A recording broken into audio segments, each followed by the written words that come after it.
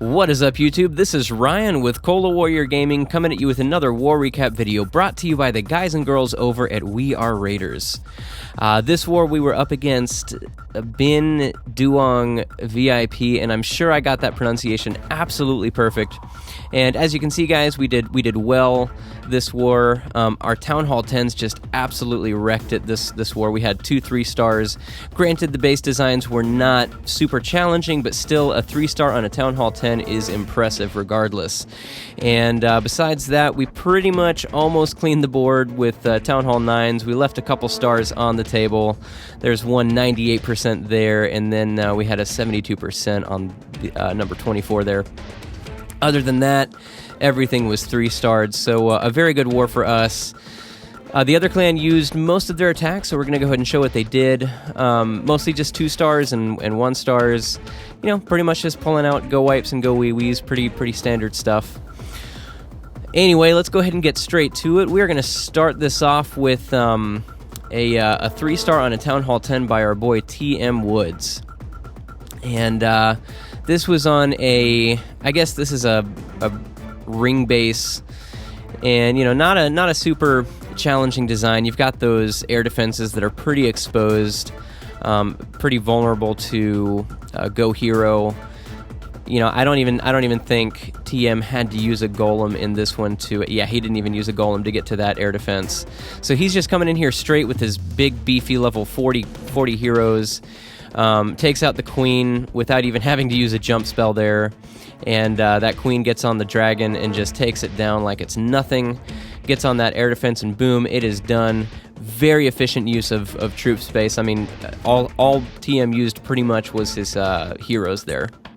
So now he is ready to start in with the air portion of his attack, bringing 3 rage spells and 2 freeze spells because he did not have to use a jump spell. So at this point, guys, I mean, this attack is already pretty much over. When you have that much troop space that you can dedicate to, you know, 3 air defenses and those 2 Inferno Towers, as well as 5 spells, guys, you've pretty much got this in the bag as long as your rotation is even halfway decent.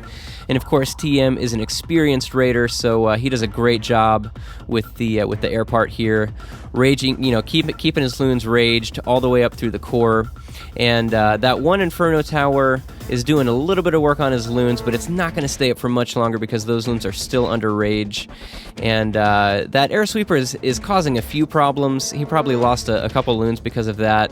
It just gave the Inferno Tower a few extra seconds to work on those loons, but it goes down, air sweeper goes down, and all defenses are now down, and he still has 1 lava hound that is still standing. So really nice job by TM. He's got plenty of troops for cleanup at this point, plenty of loons still up, and they split very nicely. So you know, they're not all just traveling in a very slow clump as loons tend to do. So we're going to go ahead and fast forward through the cleanup part of this. Oh, he drops a minion down there as well to help with the cleanup. And as I've said before, guys, minions are great with cleanup on air raids. All right, let's go ahead and check out this attack on a Town Hall 9 by our boy Matt. I believe it's 16. Yep, here we go. This attack features an epic queen walk followed up by some surgical hogging.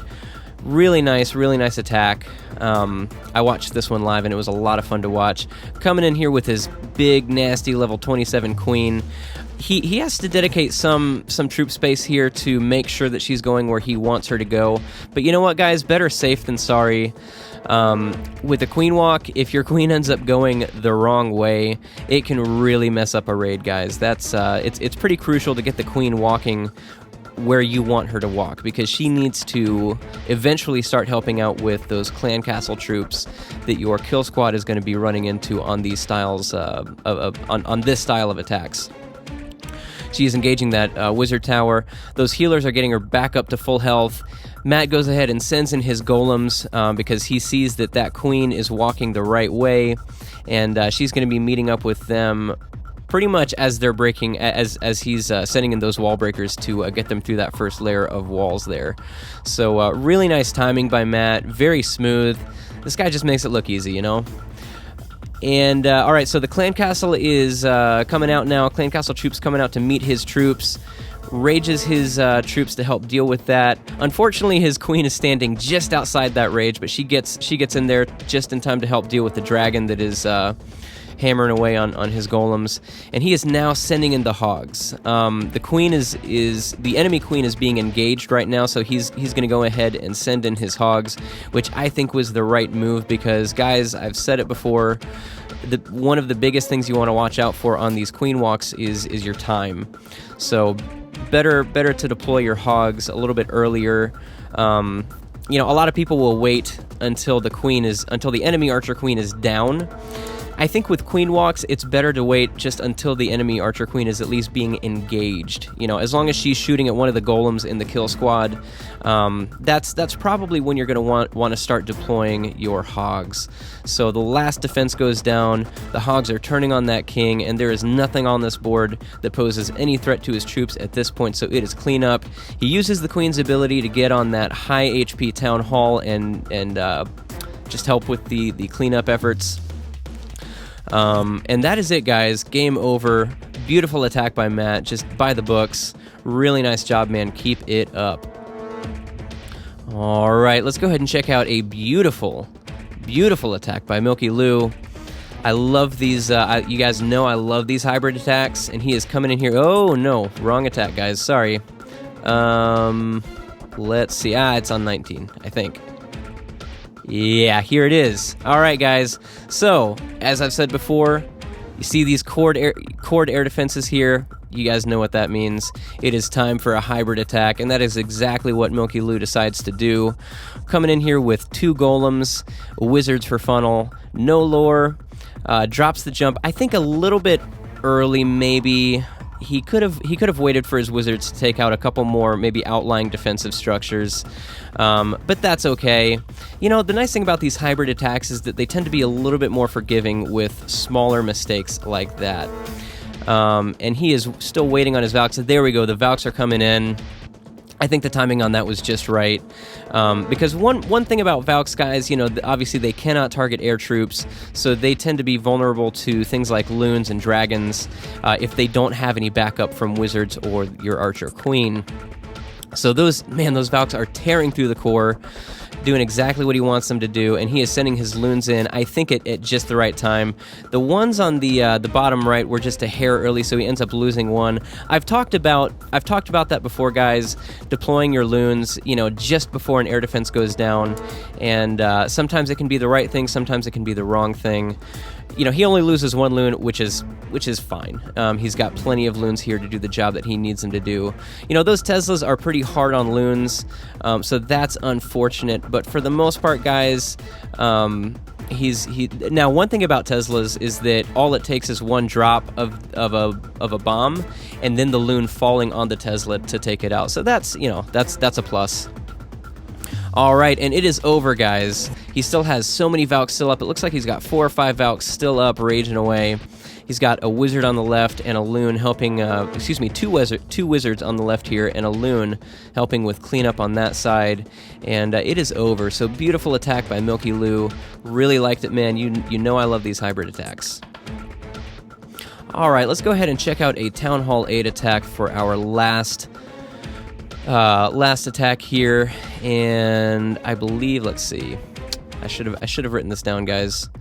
My mistake. I think it's number 31 by number 30 by Guaz. Yeah, this is it. He's just bringing in a really nice Town Hall 8 Goho. You know, one thing about Town Hall 8 Gohos, guys, is that you don't have a jump spell. And that's a pretty big thing with Goho. I mean, I'd be very nervous as a Town Hall 8 going in with just wall breakers because, you know, they have wonky AI. They can do unexpected things. But, you know, if you're experienced with Town Hall 8 Gohos, you know, they work really well. And Guaz is a very experienced Town Hall 8 raider. He's just coming in here with level 1 golems. As a matter of fact, I believe Guaz is a mini of one of our Town Hall 9 accounts. I'm not exactly sure who it is.